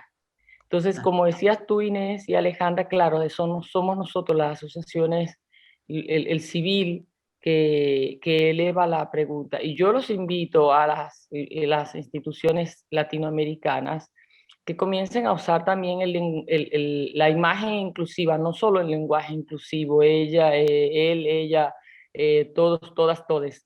También la imagen inclusiva, porque veo que todavía hay mucho blanqueamiento en las instituciones latinoamericanas, sudamericanas, centroamericanas. Y no hablo solamente por la piel negra, hablo también por el indígena. Igual que Inés, una cosa que se está produciendo es la violencia en el arte, y se está discutiendo muchísimo. Profesores que son capaces de decirte, ¿y tú qué haces estudiando teatro? No, ves, tú no tienes talento. Y te lo dicen con 16 años. Por ponerte un ejemplo, ya ni te explico los ejercicios que te pueden hacer. O sea, la violencia en el arte también está teniendo, como el Me Too, así, una fuerza tremenda.